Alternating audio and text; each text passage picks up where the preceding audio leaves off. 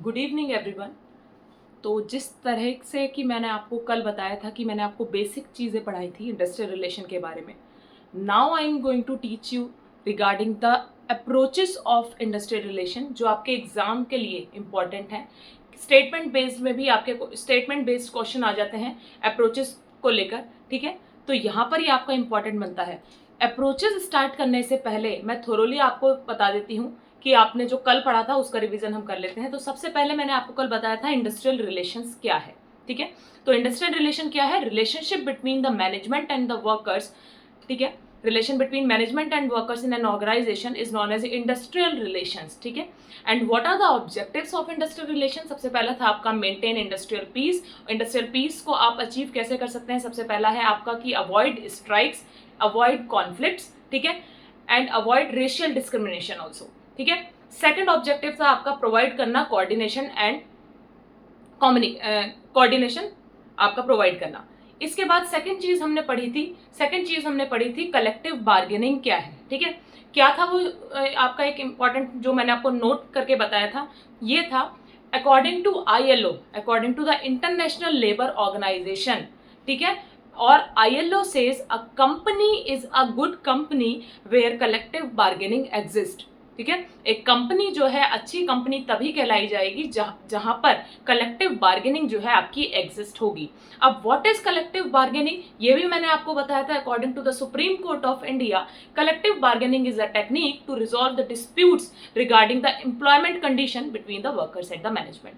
तो collective bargaining एक ऐसी टेक्निक है जिससे डिस्प्यूट्स जो है वर्कर्स और मैनेजमेंट के बीच में जो होते हैं एम्प्लॉयमेंट कंडीशंस को लेकर, ठीक है, एक वर्क प्लेस पर, उसको आपको डिस्प्यूट्स को रिमूव करने की जो टेक्निक होती है उसको हम कलेक्टिव बार्गेनिंग कहते हैं, ठीक है। तो ये आपने कल पढ़ा था। अब जो मैं आपको पढ़ाने वाली हूं अप्रोचेस हैं। ध्यान दीजिएगा, कभी कभी क्वेश्चन पेपर में ये भी पूछ लिया जाता है कि ये अप्रोच लिखी किसने है, ठीक है। यहां मैंने मेंशन कर दिया है कि ये अप्रोचेस हैं। आगे और भी अप्रोचेस हैं, बट जो आज मैं आपको पढ़ाने वाली हूँ वो ये अप्रोचेस हैं और किसने लिखी है, ठीक है, किसने दी है, सॉरी। और स्टेटमेंट बेस्ड में भी आपसे क्वेश्चन पूछ लिया जाता है, तो बहुत ध्यान से सुनिएगा। सबसे पहली आपकी जो अप्रोच है वो आती है यूनिटरी अप्रोच, ठीक है। Unitary approach is given by Alan Fox, ठीक है। याद रखिए यूनिटरी अप्रोच किसने दी है? एलन फॉक्स ने दी है यूनिटरी अप्रोच। अब व्हाट इज यूनिटरी अप्रोच? क्या कहती है यूनिटरी अप्रोच? देखिए, यूनिटरी से ही आपको समझ में आ रहा होगा वन, ठीक है।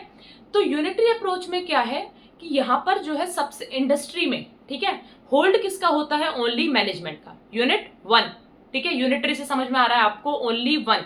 तो यहाँ पे किसका होल्ड होगा? केवल एक बंदे का होल्ड होगा और वो होल्ड होगा मैनेजमेंट का, ठीक है।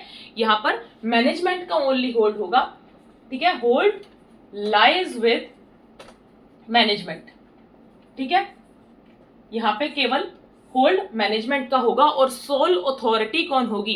भाई सोल अथॉरिटी भी मैनेजमेंट होगी क्योंकि होल्ड ही मैनेजमेंट का यहाँ पर है, ठीक है। सोल अथॉरिटी यहाँ पर मैनेजमेंट है। तो जब सोल अथॉरिटी मैनेजमेंट की है तो यहाँ पर जो है आपकी स्ट्राइक्स क्या होंगी? वो एब्सेंट रहेंगी। स्ट्राइक्स यहाँ पर एक तरह से डिस्ट्रक्टिव एलिमेंट बताया गया है, ठीक है। तो सोल अथॉरिटी किसकी है? यूनिटरी अप्रोच में मैनेजमेंट की है, ठीक है। एंड अवॉइड्स यहाँ पर जो अवॉइड, यहाँ पर स्ट्राइक हम अवॉइड कर रहे हैं। Strikes represents destructive elements here, ठीक है। स्ट्राइक यहाँ पर जो है डिस्ट्रक्टिव एलिमेंट के तौर पर बताई गई है। यूनिटरी अप्रोच में strikes represent as a destructive element. Sole authority lies with the management only, ठीक है। बाकी यहाँ पे ट्रिब्यूनल या गवर्नमेंट का इंटरफेरेंस कुछ नहीं होगा, ओनली मैनेजमेंट के हाथ में होल्ड होगा, ठीक है। इसलिए कलेक्टिव बार्गेनिंग भी यहाँ पर आपकी एब्सेंट रहेगी। कलेक्टिव बार्गेनिंग भी एब्सेंट रहेगी और आपकी स्ट्राइक्स भी यहाँ पर एब्सेंट रहेगी। तो यहाँ तक आपको समझ में आया यूनिटरी अप्रोच? देखिए, पढ़ने का तरीका इस तरह से होना चाहिए कि आपको छोटी सी चीज में ही आप अपना, अगर एग्जाम में क्वेश्चन आता है तो वो आपको क्लिक हो जाए, ठीक है। तो यूनिटरी अप्रोच से आप याद रखिए, यूनिटरी मींस वन। तो यूनिटरी क्या है आपका? सोल अथॉरिटी यहाँ पर मैनेजमेंट की है। No government and tribunal interference here, ठीक है। सेकंड थिंग आपकी क्या है? स्ट्राइक्स जो है यहाँ पर डिस्ट्रक्टिव एलिमेंट की तरह रिप्रेजेंट की गई है। थर्ड आपका क्या है? स्ट्राइक्स यहाँ पर अवॉइड करी थी हमने। Third, collective bargaining is also absent here, ठीक है। सेकंड अप्रोच आती है आपकी human resource approach which is given by George Elton Mayo, ठीक है, given by George Elton Mayo. देखिए ह्यूमन रिसोर्स अप्रोच जो है आपकी इंपॉर्टेंट अप्रोच है, मार्क कीजिएगा, ठीक है। Human resource approach and human relation approach both are different approaches, ठीक है। कई बार स्टूडेंट्स जो है कंफ्यूज हो जाते हैं human resource and human relation approaches में, बताती हूँ क्यों। अब देखिए ह्यूमन रिसोर्स अप्रोच सबसे पहले is given by George Elton Mayo. अब ये अप्रोच आपकी क्या कहती है, this approach is different from the unitary approach. ये अप्रोच जो है आपकी यूनिटरी अप्रोच से डिफरेंट है। सेकेंड थिंग इसमें क्या है, ये अप्रोच आपकी क्या किस बारे में बात करती है, this approach basically focuses on, ठीक है, ये अप्रोच आपकी फोकस करती है, ध्यान दीजिएगा, this approach focuses on social psychological and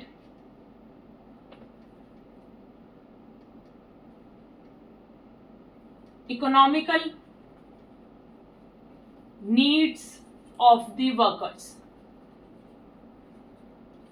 ठीक है। This approach basically focuses on the psychological and economical needs of the workers so that disputes जो है, सो दैट डिस्प्यूट्स रिड्यूस हो जाए, आपके जितने भी कॉन्फ्लिक्ट्स अराइज हो रहे हैं वो कम हो जाए। तो ये अप्रोच आपका किस चीज पे ध्यान रखती है, सोशल आपके साइकोलॉजिकल एंड इकोनॉमिकल नीड्स जो क्या क्या है वर्कर्स की उनके ऊपर। तो इकोनॉमिकल साइकोलॉजिकल नीड्स में क्या हो गया आपका, रिफ्रेशमेंट हो गया, कैंटीन फैसिलिटीज हो गई आपकी, बोनस हो गया आपका, ये इसके एग्जांपल्स हैं। तो एग्जांपल मैं लिख देती हूँ आपका, इंपॉर्टेंट है याद रखिएगा। एग्जांपल में हो गया आपका रिफ्रेशमेंट टाइमिंग्स, ठीक है। सेकंड आपकी क्या चीज हो गई, सेकंड आपका हो गया bonus and canteen facilities also etcetera, canteen etcetera, ठीक है। तो यहां पर आपका हो गया, ठीक है, ठीक है। This approach basically focuses on the psychological and economical needs of the worker, और किस तरह से आप इस साइकोलॉजिकल नीड्स को फुलफिल करेंगे, वो किस तरह से फुलफिल करेंगे आप रिफ्रेशमेंट फैसिलिटीज को देकर, कैंटीन फैसिलिटीज को देकर, as well as bonus provide कर, ठीक है। जिससे क्या होगा, इन फैसिलिटीज से क्या होगा, जो भी गैप होता है वर्कर और मैनेजमेंट के बीच में, ठीक है, वो आपका रिड्यूस होगा, ठीक है। तो यहाँ ये आपकी यूनिटरी अप्रोच से बिल्कुल डिफरेंट अप्रोच है, ठीक है। अब यहाँ पर इंपॉर्टेंट तीसरी अप्रोच क्या कहती है आपकी, साइंटिफिक अप्रोच, ठीक है। What is scientific approach, important समझिए है, छोटी सी अप्रोच है। Scientific approach is given by Taylor, ठीक है। ये अप्रोच क्या कहती है, वर्कर्स वर्क और workers trained scientifically so that they work effectively and efficiently. Only इस अप्रोच में ये है कि इस तरह से साइंटिफिकली ट्रेंड किया जाए वर्कर्स को, ताकि जब वो वर्क करें, ठीक है, या फिर प्रोडक्टिविटी जो हो वो इफेक्टिवली एंड एफिशिएंटली दें, ठीक है। And this approach is given by Taylor. तो साइंटिफिक अप्रोच क्या कहती है, साइंटिफिक अप्रोच आपकी बेसिकली कहती है worker train scientifically so that they work effectively and efficiently, ठीक है। And this approach is given by Taylor. तो यहां पर ये छोटी सी अप्रोच है, इसमें ऐसा कुछ नहीं है। अब आती है आपकी labour market approach. Labour market approach आपकी किसने दी है, labour market approach is given bye Friedmann and Friedmann, देखिएगा, ठीक है। ये अप्रोच आपकी क्या कहती है, ये अप्रोच आपकी कहती है, एक सेकेंड, ये अप्रोच आपकी कहती है कि कोई भी मान लीजिए इंडस्ट्री है, ठीक है, उस इंडस्ट्री में एक ऐसा एनवायरनमेंट हमें जो है वर्कर्स को देना चाहिए, ठीक है, जिससे कि वो वर्क अच्छा कर सकें, ठीक है।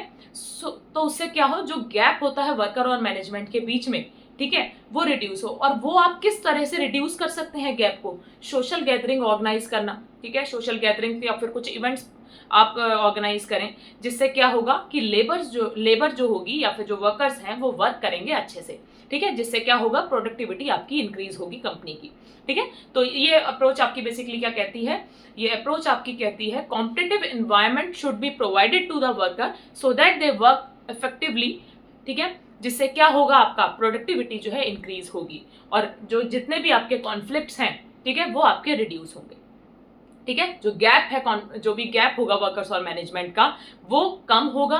और वो कैसे कम होगा, जब आप सोशल गैदरिंग्स जो है प्रोवाइड करेंगे वर्कर्स को, ठीक है। इससे क्या होगा कि वो कॉन्फिडेंस उनमें बढ़ेगा, जिससे वो क्या करेंगे, वो मोटिवेट होंगे तो क्या होगा, प्रोडक्टिविटी इटसेल्फ हाई। ठीक है, तो ये आपका कहलाता है labour market approach which is given bye Friedmann and Friedmann. ठीक है, last but not the least important approach, human relation approach. क्या है आपकी ह्यूमन रिलेशन अप्रोच? देखिए ये अप्रोच क्या बात करती है, ह्यूमन रिलेशन अप्रोच आपकी बात करती है, this approach focuses on the requirement और need of the worker in an organization. ठीक है, human relation approach basically focuses on the requirements or the need of the workers in an organization। अब requirement, workers की requirement क्या किस चीज की है, ये जो अप्रोच है उस पर वर्क करती है। अब उनकी क्या क्या रिक्वायरमेंट है, उनकी रिक्वायरमेंट है साइकोलॉजिकल एंड सोशल नीड्स। ठीक है, ये इससे मैच करती है, human resource and human relation approach जो है एक तरह से मैच करती हैं। इस वजह से स्टूडेंट्स काफी सारे कंफ्यूज हो जाते हैं और एग्जाम में गलत कर देते हैं। तो यहां पर देखिए किस तरह से उनकी जो रिक्वायरमेंट पूरी हो सकती है वर्कर्स की, वो कैसे हो सकती है, psychological and social needs of workers, psychological and social needs of the worker, ये बात करती है इस बारे में। ठीक है, psychological and social needs of the worker. अब यहाँ पे जो इंपॉर्टेंट एक कंसेप्ट है वो यहाँ पर ये है कि यहाँ पर होल्ड किसका होगा। ठीक है, यहाँ पर मैनेजमेंट जो है वो टॉप पोजीशन पर होगा, मैनेजमेंट जो है टॉप पोजीशन पर होगा, management is on top position. ठीक है, मैनेजमेंट टॉप पोजीशन पर होगा, मैनेजमेंट ही जो है क्या करेगा, जो भी रिक्वायरमेंट है वर्कर्स की उनको फुलफिल करेगा। ठीक है, और जब उनको फुलफिल करेगा तो क्या होगा, प्रोडक्टिविटी आपकी एक तरह से इंक्रीज होगी कंपनी की। ठीक है, प्रोडक्टिविटी क्या होगी आपकी, इंक्रीज होगी। यहाँ पर एक इंपॉर्टेंट वर्ड है, ठीक है, जो इसमें क्या कहते हैं बताया गया है, वो है म्यूचुअल इंटरेस्ट। म्यूचुअल इंटरेस्ट यहाँ पर प्रेजेंट होना चाहिए वर्कर्स और मैनेजमेंट के बीच में। क्या है, mutual interest is present here, mutual interest between worker and management ठीक है, mutual interest between worker and management and collective bargaining यहाँ पर एब्सेंट होगी। क्यों कलेक्टिव बार्गेनिंग, आपने देखा होगा यूनिटरी अप्रोच में भी एब्सेंट थी क्योंकि वहां पर भी मैनेजमेंट का होल्ड था, एंड ह्यूमन रिलेशन अप्रोच में भी मैनेजमेंट का होल्ड है, तो कलेक्टिव बार्गेनिंग यहाँ पर एब्सेंट होगी। स्ट्राइक्स यहाँ पर नहीं होंगी क्योंकि यहाँ पर वर्कर्स के रिक्वायरमेंट की बात हो रही है, और जब रिक्वायरमेंट्स फुलफिल हो जाएंगी social and psychological needs of the worker, so that conflicts क्या होंगे, वो काफी कम हो जाएंगे और प्रोडक्टिविटी अपने आप इंक्रीज हो जाएगी। तो ये है ह्यूमन रिलेशन अप्रोच। ठीक है, अब मैं एक सिरे से बता देती हूँ आपको क्या क्या आज आपने पढ़ा है। देखिए, सबसे पहले आपने पढ़ा है व्हाट इज यूनिटरी अप्रोच। तो यूनिटरी अप्रोच में बात क्या करी गई थी, होल्ड किसका था, मैनेजमेंट का। सोल अथॉरिटी कौन है यहाँ पर, मैनेजमेंट। यूनिटरी अप्रोच में हम क्या बात करते हैं, मैनेजमेंट का होल्ड होगा। ठीक है, अवॉइड्स यहाँ पर क्या कर देंगे, हम स्ट्राइक अवॉइड कर देंगे। Strike is a destructive element represent कर रहा है यहाँ पर। ठीक है, और उसके बाद दूसरी आपने पढ़ी है human resource approach which is given by George Elton Mayo. याद रखिएगा, लिख लीजिएगा, जॉर्ज एल्टन मेयो। ठीक है, ये आपकी सेकंड अप्रोच है। ठीक है, इस अप्रोच में क्या कहा गया है कि वर्कर्स की कौन सी नीड्स फुलफिल करने की जरूरत है यहाँ पर मैनेजमेंट को, तो वो कौन सी रिक्वायरमेंट्स हैं, साइकोलॉजिकल एंड आपकी इकोनॉमिकल नीड्स, और वो किस तरह से पूरी हो सकती हैं, जिसमें आप रिफ्रेशमेंट फैसिलिटीज उनको प्रोवाइड करिए, canteen facilities as well as bonus आप उनका बढ़ाइए एक्सेट्रा।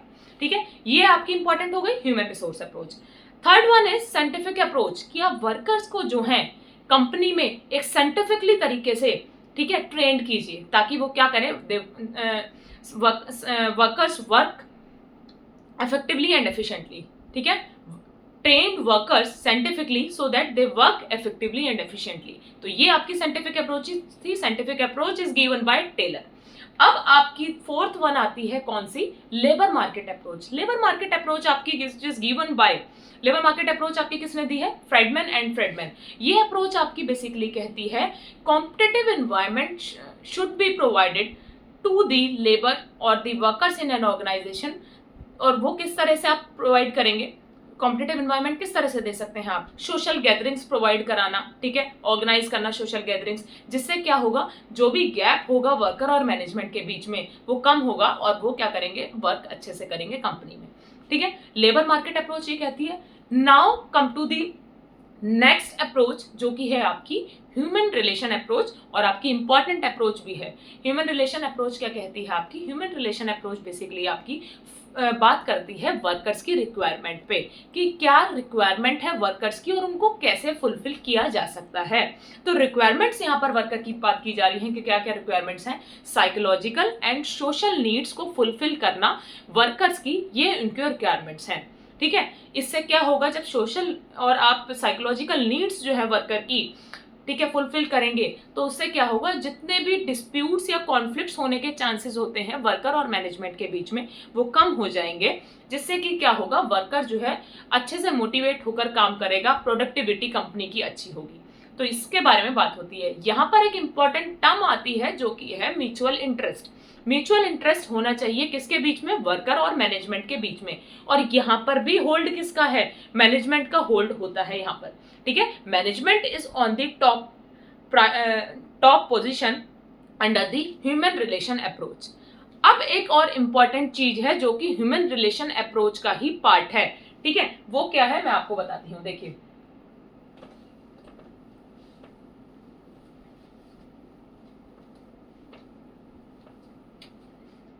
इंपॉर्टेंट है एग्जाम के पॉइंट ऑफ व्यू से और एग्जाम में पूछा भी जा सकता है। तो हमारी कोशिश ये रहेगी कि जो जो चीजें इंपॉर्टेंट हम लोगों को लग रही हैं वो पढ़ने की, ठीक है। तो वो क्या चीज है, देखिए, वो आपकी क्या है, आपका है Hawthorne experiment. Hawthorne experiment is given by Elton Mayo, ठीक है। हेथ्रॉन एक्सपेरिमेंट इसी ह्यूमन रिलेशन अप्रोच का पार्ट है, ठीक है। अब क्या है वो,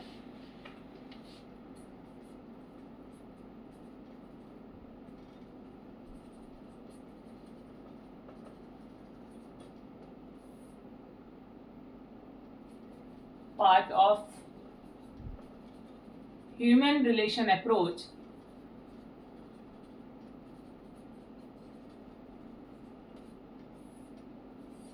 ठीक है, and given by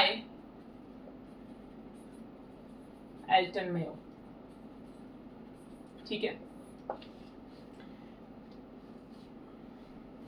देखो, ये अप्रोच कहती है कि जो ह्यूमन की मोटिवेशन है, ध्यान से सुनिएगा, इंपॉर्टेंट है, Hawthorne experiment is given by Elton Mayo and it is a part of human relation approach. Hawthorne experiment बात करता है ह्यूमन मोटिवेशन से रिलेटेड। तो क्या कहता है ये, human motivation is based on the light intensity, ठीक है, ह्यूमन मोटिवेशन और human motivation is based on light intensity.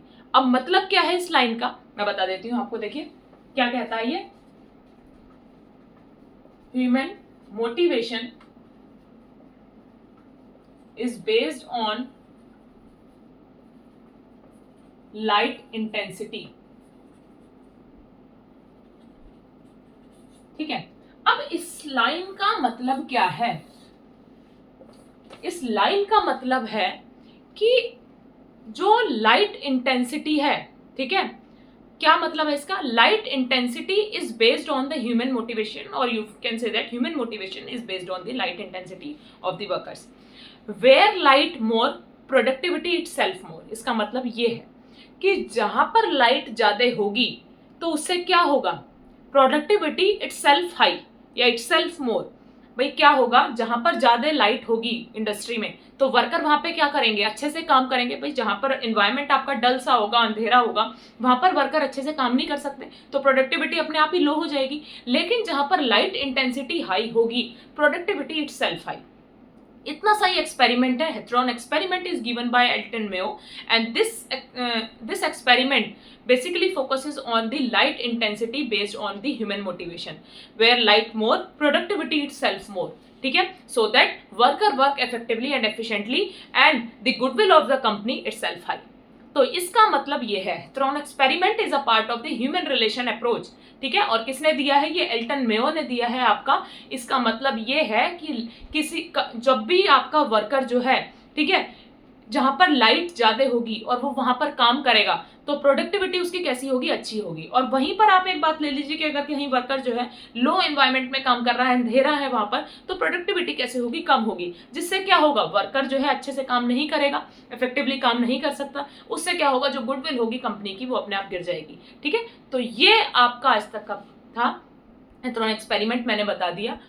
तो यहां तक थी आपकी अप्रोचेस, बाकी हम कल करेंगे। तो आपको आई होप अच्छी लगी हो। बाकी मुझे कमेंट सेक्शन में जरूर बताइएगा। Thank you so much.